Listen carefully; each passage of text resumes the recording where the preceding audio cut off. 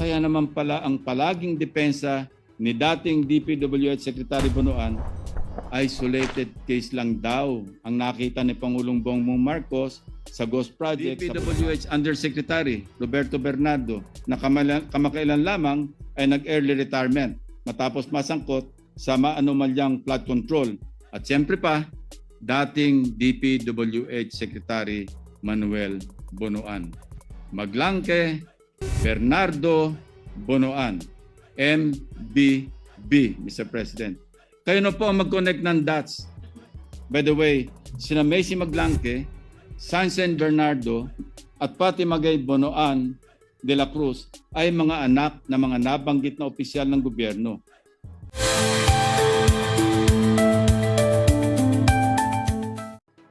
Mr. President, Bulacan has proven to be the national sewer of corrupted flood control projects. Hindi na nakapagtataka na marami ang nagkalkal ng record ng mga kontraktor sa buong probinsya. Isa na dito ang Global Crete Builders na kumubra ng 2.195 billion flood control projects mula 2018 hanggang 2024 sa Bulacan pa lamang. Ang Global Crete ay pagmamayari ng mga Maglangke ng Candaba. Si Mayor Rene Maglangke ang presidente noong 2024 na kung saan may mga kontrata na siya mismo ang pumipirma na dapat sana ay nag-divest siya. This should not come as a surprise, Mr. President. In the words of Mayor Maglangke, and I quote, "Isa akong malaking kontratista. Kilala sa buong Pilipinas na nangongontrata at bilyon-bilyon ang proyekto ko sa buong Pilipinas. Growing family business indeed." Pero hindi pa dito natatapos ang kwentong pamilya, Mr. President. The web of family names reveals a web of stories. Ang mga Maglangke rin ang may-ari ng MBB Global Properties Corporation na siya namang nagmamay-ari ng Windham Garden Hotel sa Clark, Pampanga na itinayo sa halagang halos 1 bilyong piso. Gayunman, kung babalikan, hindi lamang Maglangke ang kilalang family name na nagmamay-ari ng MBB Global Properties. Nitong August 15, 2025 lang daw nagpalit ng stockholders ang MBB. Nevertheless, the 2024 General Information Sheet o GIS of the MBB Global Properties Corporation would show the following. Macy Monique Maglangke, President. Sunshine M. Bernardo, Corporate Secretary. Fatima Gay B. Bonoan de la Cruz, Treasurer. Ulitin ko, Maglangke, Bernardo, Bonoan, MBB. Coincidentally, these are known surnames of today's flood control saga. Candaba Mayor Rene Maglangke, ang patriarch ng Maglangkes of Global Concrete Builders, contractor ng multi-billion peso worth of flood control projects. DPWH Undersecretary Roberto Bernardo na kamakailan lamang ay nag-early retirement matapos masangkot sa maanomalyang flood control. At siyempre pa, dating DPWH Secretary Manuel Bonoan. Maglangke, Bernardo, Bonoan, MBB, Mr. President. Kayo na po ang mag-connect ng dots. By the way, sina Macy Maglangke, Sansen Bernardo, at pati Magay Bonoan de la Cruz ay mga anak na mga nabanggit na opisyal ng gobyerno. Kaya naman pala ang palaging depensa ni dating DPWH Secretary Bonoan, isolated case lang daw ang nakita ni Pangulong Bongbong Marcos sa Ghost Project sa Bulacan. Ayaw na siguro ni Bonoan na maungkat pa sa investigasyon ang Global Crete. Saan ba hantong lahat na ito, Mr. President? Our people are growing impatient and angry, but we are not in the business of quick fixes and band-aid solutions. The newly installed Secretary of Public Works and Highways, Vince Dizon, has hit the ground running to weed out the corruption in the agency. Investigators are running their course in both chambers of Congress. The President shows no sign of wavering in this fight. We are on the right trajectory in getting to the bottom of this systemic rot and punishing to the fullest extent of the law those who have corrupted us. Sa dahilang ang prosecution ay mandato ng ehekutibo, titiyakin nating may ambag ang oversight functions ng Senado sa pagpapanagot ng mga sangkot. Lahat ng may kinalaman sa pagnanakaw, mapakontraktor o empleyado ng DPWH o mambabatas man, ay dapat isama sa kasong kriminal na isasampa.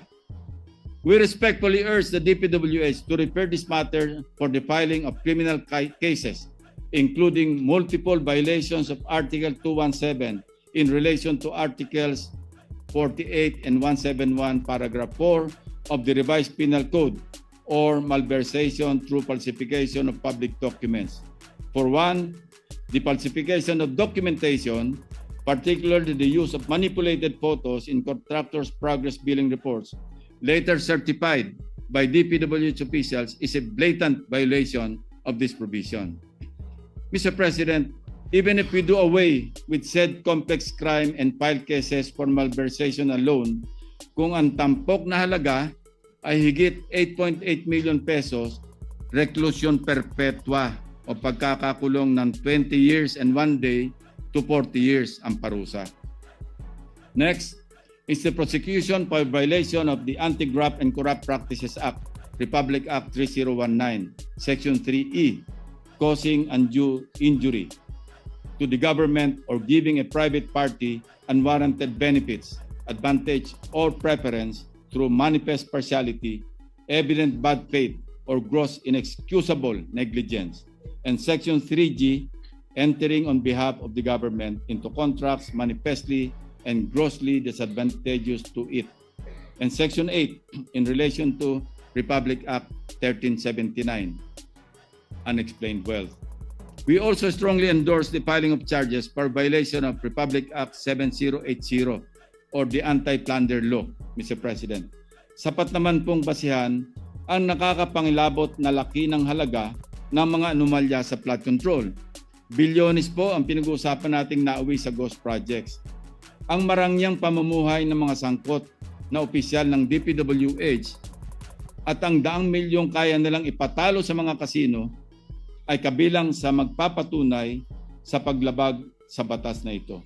These facts show that the accumulated ill-gotten wealth has undeniably breached the minimum threshold for plunder, which is 50 million pesos.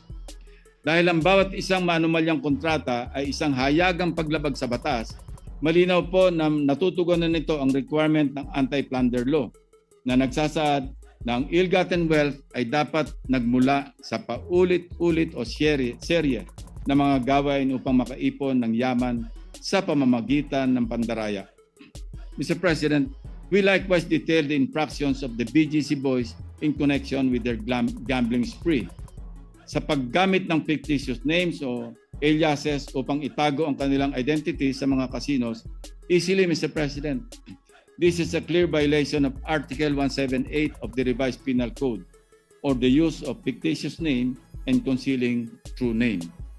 To further sustain the use of their pseudo-identities, the BGC boys used fake driver's licenses to gain entry into casinos, thereby violating Section 31, Article 2 of Republic Act 4136, which expressly outlaws the making, use, or possession of licenses in imitation or similitude of those legally issued by the LTO. Sa actual na garapalang paglalaro sa kasino, ito po ay violation ng Presidential Decree number 1869, Republic Act 6713, and various memorandum circulars prohibiting and penalizing government officials for entering and much more for playing in casinos.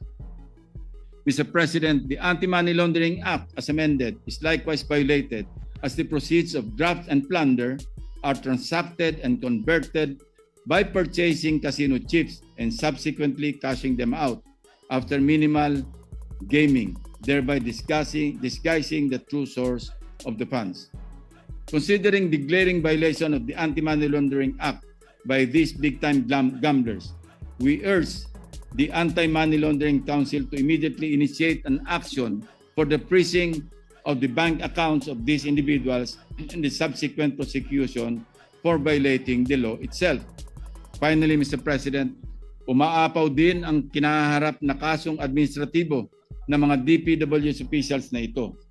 Among these are grave misconduct, serious dishonesty, gross neglect of duty, and or conduct prejudicial to the best interest of the service, violations of the Code of Conduct and Ethical Standards for public officials and employees, and the Code of Conduct pertaining to the practice of their profession as regulated by the Professional Regulation Commission. Our goal is not only punitive but also preventive. So we do it through reforms in our legislation, Mr. President.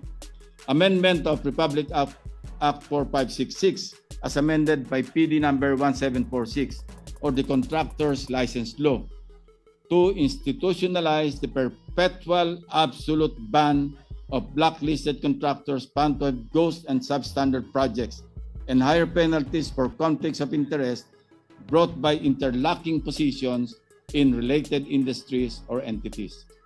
Amendment to increase penalties for conflicts of interest, especially those public officials and employees who may also act as contractors under Republic Act 6713 or Code of Conduct and Ethical Standards for Public Officials and Employees. Transparency initiatives in the budget process and accountability measures in the planning and budgeting of infrastructure projects. Kung walang detailed architectural and engineering design or DAED, wala dapat pondo. DPWH should also publish DAED, Program of Works and Detailed Unit Price Analysis or DUPA. Mr. President, more than ever, we need people speaking up, not talking down on the efforts we have built. Words such as, wala ring mangyayari dyan, wala namang makukulong, at umpisa lang yan, malilimot din yan, do not help our cause, Mr. President, but only embolden those who have robbed us of our hard-earned taxpayers' money. In my first privileged speech, I spoke about the flooded gates of corruption. Today, we turned our sight into a darker place, the flooded gates of hell. There, we can find those who rob the Filipino people, drowning not in floodwaters but in sins and moral decay of the corrupt and greedy officials and contractors. Sana, sa madaling panahon, malunod ang may mga kasalanan sa dami ng kasong kanilang haharapin. Mr. President, these people have reduced the lives of our flood-stricken countrymen into living hell. It is time to give them what they rightly deserve. Thank you, Mr. President. Itong balitang ito. Kasi according to the intelligence gathering ni Senador Panfilo Lacson, na itong si dating DPWH Secretary Manuel Bonoan ay posibleng sangkot bilang kontraktor sa anomalyang flood control project ng ating Presidente Marcos. You could imagine guys, mga kababayan, mga boss, sa hirap ng ating bansa, meron tayong inaasahan na tao na itinalaga ng ating presidente na it's so happy na isang alter ego ng ating Pangulong Marcos ay siya din pala sangkot sa tinaguriang mga anomalyang ghost project na flood control. You could imagine itong expose ni Senador Lacson sa 50 to 70 million na cost ng project. Sa billing number 1 at billing number 2, walang pagkaiba sa picture na take or pinicturan or yung billing na billing number 1 at billing number 2, walang pagkaiba. Tapos ang masaklap nito, walang proyekto na itinayo itong mga hampas lupa at mga walang hiyang kontraktor na posibleng kasabwat nitong mga DPWH Secretary. Kaya naman pala na napakayaman itong mga hinayopak nito ng mga district engineers, itong mga nasa DPWH at itong mga kasabwat nilang kontraktor. Napakadaling bayaran. You could imagine for 15 days tapos na. Fully paid na ang proyektong flood control. You could imagine yan, mga kababayan, mga boss, na itong si dating Secretary DPWH, si Manuel Bonoan, ay posibleng sangkot nitong mga ghost project. Kaya nga lagi niya sinasabi, this is a very isolated case, Mr. President. Lagi niya sinasabi, isolated. Pero ito, wala nga talagang usok na hindi lalabas. Walang sikretong hindi lalabas at lalong-lalo na. Niyurakan ninyo ang rights ng taong bayan, Pilipino. Mga Pilipino, mga kababayan, ang ating buwis, nagbabayad tayo buwan-buwan. Mga OFW nagpapadala ng kanilang remittance buwan-buwan na ilang billions yan, na it will play a vital role sa ating ekonomiya para sa buwis na sana papunta doon sa magandang improvement sa ating bansa, napunta doon sa iilang bulsa ng mga magnanakaw at hayop na nasa gobyerno. Sino ba ang main architect ng mga itong korupsyon na to? Siyempre, dapat sisihin natin kung totoo naman ay merong alam itong ating presidente, at posible di umano merong kinalaman itong si Martin Romualdez at si Saldico.